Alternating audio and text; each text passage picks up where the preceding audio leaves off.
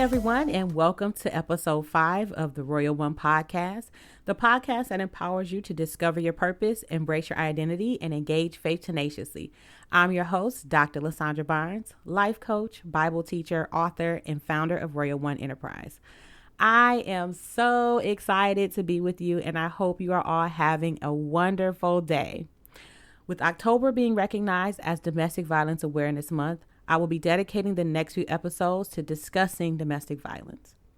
Domestic abuse is one of the most complex topics to discuss because it is multifaceted and surrounded with guilt and shame. So in this episode, I will be providing a clear definition of domestic violence, how someone gets involved into abusive relationships, and some tools to help you and others overcome the guilt and shame caused by domestic abuse. The topic of domestic violence hits close to home because I am actually a survivor, and I want to be a voice to the women who are struggling through this and not sure exactly what to do. I want you to know that you are loved, you are wanted, and you deserve better than what you are receiving. Abuse is never okay. You cannot justify why he's doing the things he's doing to you. But I want you to know in the next few episodes, I'm going to walk you through my journey and help empower you to finally love yourself enough to walk away or make a change in your life. So, are you guys ready to go on a journey of empowerment? Then let's go. Domestic abuse is one of the most horrific acts a person can inflict on another human being. The type of abuse has multiple ways of exposing itself, causing damaging and long-lasting effects on every person involved. Statistics show that domestic violence is the leading cause of injury to women between the ages of 15 and 44 in the United States. And that's more than car accidents, muggings, and rapes combined. The number of women who have experienced or been affected by domestic violence is astronomical. According to statistics on domestic violence, every 9 seconds, a woman in the U.S. is assaulted or beaten. Now, domestic violence is not only a problem in the United States, but it's also a problem in other countries. Based on reports from 10 countries, between 55% and 95% of women who have been physically abused by their partners had never contacted a non-governmental organization, shelter, or the police for help. Now, I want to say this, and I want to say it loud and clear. Abuse does not begin with major offenses. Abuse starts with small incidents. So now here's the question. So what is domestic abuse or domestic violence? Domestic abuse is a pattern of abusive behaviors in any relationship caused by one partner to gain power and control over the other intimate partner.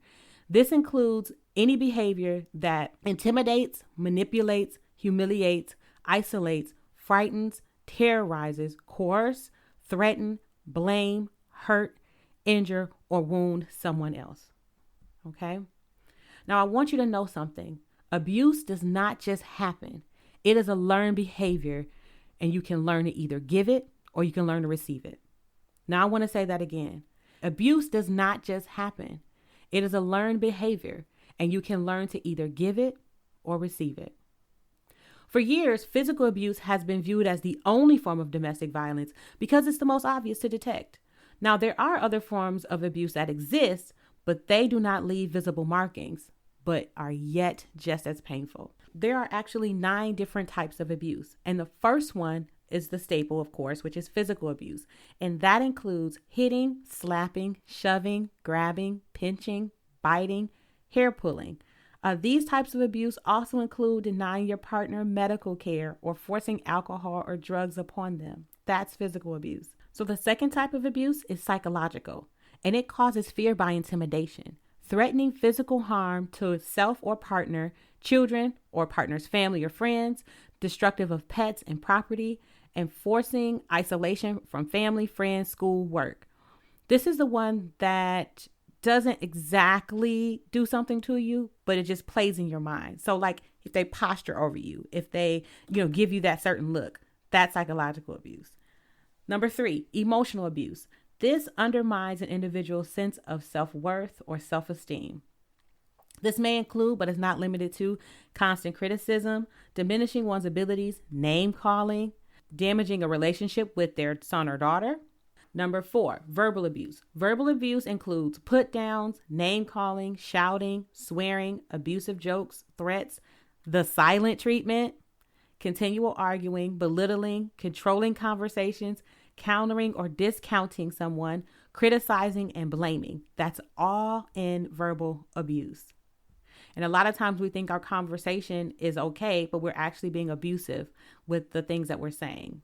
Sexual abuse is coercing or attempting to coerce any sexual contact or behavior without consent.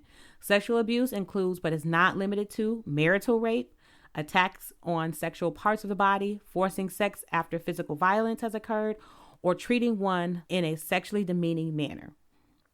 Now, here's one most people didn't know that was abuse: financial abuse. And that's defined as making or attempting to make an individual financially dependent by maintaining total control over financial resources, withholding one's access to money, or forbidding one's attendance to school or employment. Spiritual abuse. Spiritual abuse is misusing scriptures or God to control or abuse. You're negatively affecting someone's image of themselves or God, demanding submission and obedience, questioning someone's salvation and not letting them go or making them go to church.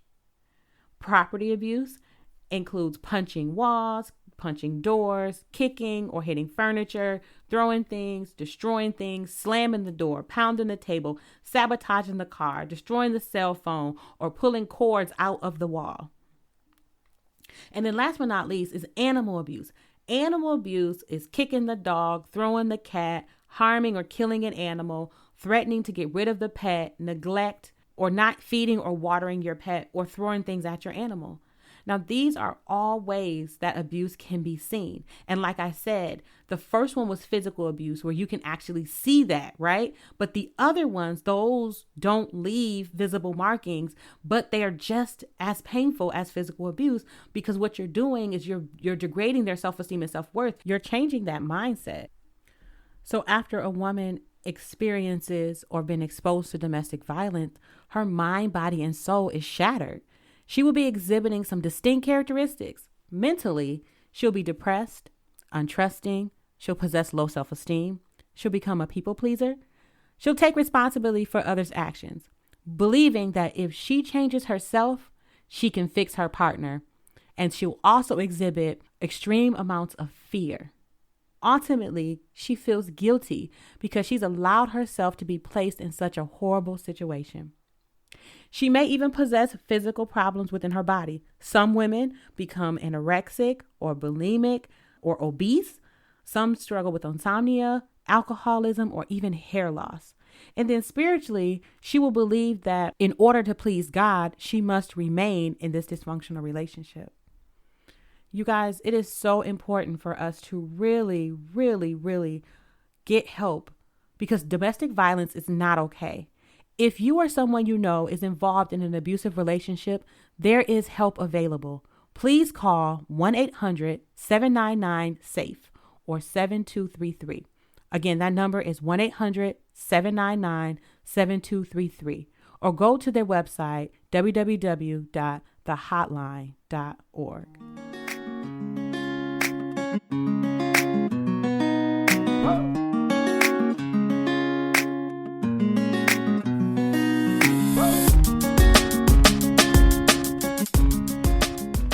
All right, so now I want to answer a question that most people have. How does someone get involved in an abusive situation? I know people ask me that question over and over because they knew me as this very strong, put together woman. How did I end up in an abusive relationship? And I say this over and over and over. Abuse does not just happen. It is a learned behavior. You can learn to either give it or you learn to receive it. And I learned how to receive it. Now, domestic abuse is about power and control. It's not specific to a particular socioeconomic status, ethnicity, gender, religion, sexual orientation, or lifestyle. Anybody can find themselves in this type of relationship for multiple reasons. And some of those reasons may include unmet childhood needs, you've experienced trauma or abuse, you possess low self-esteem or self-worth, you have a fix-it mentality, or you are attracted to that emotionally unavailable man. So a person who has unmet childhood needs, a woman involved in abusive relationships, grow up in a dysfunctional home and did not receive adequate love from their parents. And women who love too much, Sandra Norwood classifies these women as women who love too much. She says that these women typically come from dysfunctional homes in which their emotional needs were not met. The emotional needs does not only refer to their need for love and affection, but their perception and feelings were largely ignored or denied rather than being accepted and validated. Since the emotional needs of the woman has not been validated, the woman will try to fill the unmet need vicariously by becoming a caregiver, especially to men who appear to be in some way needy. Okay? If you've experienced trauma or abuse, you are a person who had endured a very devastating circumstance that affected you emotionally. It could have been a death of a parent, a sibling, a close relative, a family friend. It could have been the trauma of your parents' divorce, being violated by a trusted person, being abused, or even having a critical parent. Now, what's a critical parent? A critical parent always finds a reason when their child does something wrong or how they can improve. So they're always shifting the goal line. So they can never be successful. They're always pointing out what is wrong with that person. They never uplift them. And I also found that if you are experiencing emotional trauma, it can cause you to stop maturing emotionally. So if you have a trauma that happened when you were 13 years old and you never dealt with it, and now you're 30 years old and you find yourself in a challenging situation that triggers you, your emotional reaction will be that of a 13-year-old instead of a person that's 30. So I want you to take a second and think about, how do you respond to uncomfortable positions, or if you're in an argument, how do you respond? Do you throw stuff? Do you stomp around? Do you scream? Do you holler? Do you try and hit people? Would that response be one of a child, an adolescent, a teenager maybe? Think about that. And if you have the traumatic events you haven't dealt with, go get a counselor and talk through those emotions so that you can heal, because that is very important. Now, another reason why someone could be involved in abusive relationship would be because they possess low self-esteem and self-worth. Now, this is a person that can be indecisive. When allowed to make a choice, they are consumed with fear of the horrid consequences of disappointing, hurting, or even angering themselves or others. They may be afraid or ashamed of exposing their true selves to the world, so they hide behind a mask. They are in a perpetual state of performance anxiety that leads them to a sense of inauthenticity. They also compare themselves and unfairly to everyone that they know, see, or even hear about. You know what? They even predict their own failure by aiming low when setting goals for themselves. And lastly, they believe that their fate is left in the hands of others and expecting that person to judge them even more harshly than they would judge themselves. Another reason could be that they have a fix-it mentality. A fix-it mentality puts the needs of everyone else before your own needs. And you take on the role of a counselor. You have this like Messiah complex, feeling like I need to fix everybody's problems. Come to me. I can take care of it. Tell me what's going on. You know, it's like you attract people into one-sided relationships because you don't trust anybody. So you see the person that has great potential and they can be awesome, but they need a little work. So they become your project. And so you utilize your nurturing abilities to fix these men or fix these women, but you're unwilling to take that same effort to fix yourself. You're so focused on what everybody else is doing that you don't want to fix your own life. This person always wonders, why do people leave after I've spent so much time investing in their well-being? Like, I get you all ready to go to somebody else.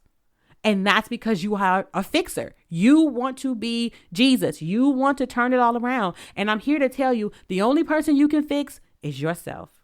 That is it. Because when you get in that space of feeling like you're a fixer, then you will always attract the person that will never stay in your life. But then you will also attract a man that will want to control you. Now, another reason would be that you're attracted to the emotionally unavailable man. And the emotionally unavailable man, he is, listen to this, y'all. This is so interesting. He is a man of mystery, or he could have the bad boy image. He's unable to connect with you emotionally. He tends to keep you at an arm's length when it comes to your personal lives. He gives you just enough information to keep you holding on, but it also intrigues you because you want to figure him out. He's a charmer. He'll tell you everything you want to hear, but he rarely delivers on any of the promises that he's made to you. he possesses a limited amount of affection, he'll start out showing ample amount of affection, but then he'll slowly but surely start taking that affection away. Emotionally unavailable men prefer to become sexually familiar rather quickly. They prefer to focus on sexual intimacy than being emotionally close. They're also elusive, only being available when it's convenient for them. They'll disappear for long periods of time with no regular contact and then come back like nothing ever happened. And lastly, their words and actions are not congruent. They'll tell you that they love you, but their actions say they don't. See, again, domestic abuse is about what? Power and control. So the abuser will prey on or be attracted to people with these character traits because they are desperate for love, validation, and relationship. So it's like if you're walking in a room, you have desperate written on your forehead. So as they're looking for who can I control, who can I manipulate, it's like a laser going out, and then they see it, boom, desperate written right on your forehead. He comes in and presents himself as a knight in shining armor, being friendly, being attentive, sweeping you off your feet, telling you everything you want to hear, trying to be your rescuer, and filling the voids that are present in your life. All with the purpose to gain your trust so they can control you. So then they start slowly using a combination of those types of abuse that we talked about to break down your remaining self-esteem and self-worth. Because again, you're so desperate for love that you will do whatever it takes to keep that man. So if he says jump, you will say how high. If he says, I don't like your outfit, you change your clothes. If he says, I don't like your friends, you stop hanging around them. If he says, you know what, I think I prefer you to do this, you do it. Like you lose the things that you like about yourself. So you lose who you are to gain him.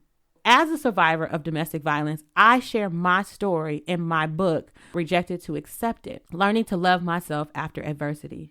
Rejected to Accept It is an empowering guide to wholeheartedness. This book explores the personal triumphs and struggles I faced while embarking on my journey of self-discovery. After experiencing fatherlessness, domestic violence, and a series of failed and unhealthy relationships. More than a memoir, Rejected to Accept It empowers the reader to overcome the crippling effects of rejection and domestic violence. You learn how to love yourself and others the way God intended, and you learn how to create healthy patterns for future relationships. This book provides hope and inspiration. Maybe you have personal experiences that left you heartbroken or questioning your worth. Rejected to Accept It will encourage you to allow Jesus to repair the shattered pieces of your heart with the glue of his love. Rejected to Accept It is available on Amazon and BarnesandNoble.com in both paperback and ebook formats.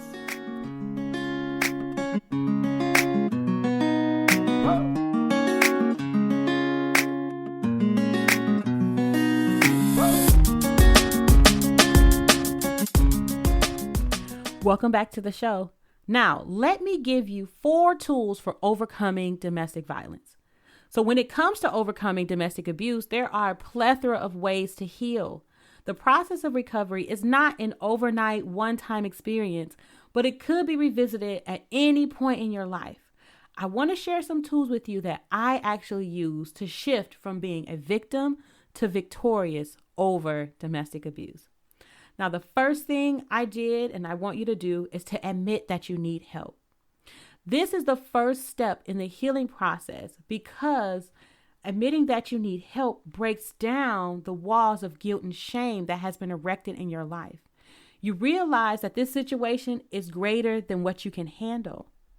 And not only that, but then you start to tell the truth to others and to yourself. You see, your eyes are open to the fact that this relationship is actually killing you, and it will never be what you imagined it to be in your mind. You exhibit the first signs of self-love and courage when you admit that you need help. By admitting that you need help allows you to gain the power back in your life, and you will remember who you are and what you deserve. You will also receive the necessary support to get help. The next thing I want you to do is forgive yourself. If you've listened to the last 3 podcasts, I have been saying this over and over and over. You have to forgive yourself. When you forgive yourself, you want to take the time to process your emotions and your situations with God and with trusted people. Forgiving yourself stops you from continuously condemning yourself for getting into that bad relationship. It helps you to start trusting your ability to make right decisions. You will stop blaming yourself for what happened. You will learn how to take responsibility for your present and future choices. You will no longer isolate yourself because of that shame of what happened. When you forgive yourself, you will start to reconnect with your family and friends and those who support you. And then you'll also learn not to minimize or deny your feelings. Be open to learn how to express and understand yourself from a healthy perspective. The next thing I want you to do is to get help. When you get help, you'll begin to utilize the available resources that were given to you to create your exit strategy. This is a significant step since you are walking into the unknown, but you are worth it. You cannot do this alone. There are so many ways for you to get help. An option would be to join a support group. By attending a support group, it helps to remove the guilt and shame surrounding domestic abuse. It also affirms that you are not crazy when you hear similar experiences from other women. As a domestic violence recovery group facilitator, I watch women transform right before my eyes, and they found their strength, their self-esteem, and clarity concerning domestic violence. Not only that, you can go to counseling. When you attend counseling, it'll help you to courageously face your problems and shortcomings and heal from them. Or you can get a spiritual director or a pastor that has domestic violence prevention training. Now, their role is to function like a midwife, to coach you through the healing process by asking you the right questions and help you enhance your spiritual life. Okay? And last but not least, I want you to dream again. Just because you've gone through a situation like this, it doesn't mean that your life is over.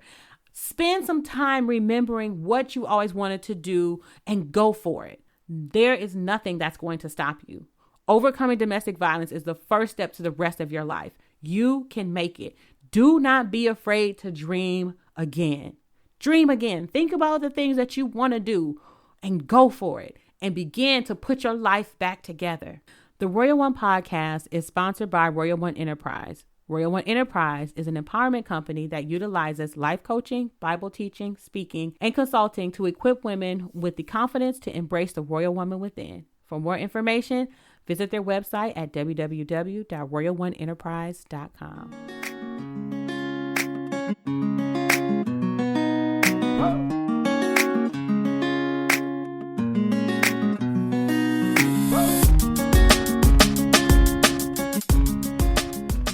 I will continue to say this over and over and over again. Domestic violence is not okay. If you or someone you know is involved in an abusive relationship, there is help available. Please call 1-800-799-7233 or go to their website at www.thehotline.org to get more information. I want you to know there is no excuse for abuse. Domestic abuse is about power and control. It is a learned behavior, and you can either learn to give it or receive it. That includes any behaviors that intimidate, manipulate, humiliate, isolate, frighten, terrorize, coerce, threaten, blame, hurt, injure, or wound someone. Now, there are 9 types of abuse: physical, psychological, emotional, verbal, sexual, financial, spiritual, property, and animal. Although physical abuse is the most notable because it leaves physical marks, the other 8 types of abuse are just as painful because they leave invisible marks. People can get involved in abusive relationships for various reasons. Some include unmet childhood needs, experience trauma or abuse, possess low self-esteem or self-worth, have a fixed mentality, or be attracted to the emotionally unavailable man. When abusers present themselves, they will present themselves as knight in shining armors, being well attentive, sweeping you off your feet, telling you what you want to hear, and trying to fill the void present in your life just to gain your trust to control you. Now, there are 4 ways to overcome domestic violence. You can admit that you need help, forgive yourself, get help, and dream again. No matter what you have experienced, you can live and experience a healthy, loving relationship. Do not let shame, fear, doubt, and hopelessness stop you from being free. You can do it. And as a survivor, I encourage you to love yourself more than that man and that relationship. You deserve more than what you are enduring. I want to say thank you for joining me for my 5th episode. I look forward to providing more encouraging content that empowers you to discover your purpose, embrace your identity, and engage faith tenaciously. If you have any questions that you would like to be answered on the show about faith, purpose, relationships, or anything in general, just email me at info@lasandrabarnes.com to ask your question. Make sure you like, subscribe, and comment to the podcast. You can follow me on social media at Miss Royalty143 on Instagram and Twitter, and Dr. Lysandra Barnes on Facebook. Remember, you can purchase a copy of Rejected to Accepted online. Click the link in the show notes. You've been listening to the Royal One Podcast, where I empower women the royal way. Have a great day. God bless you.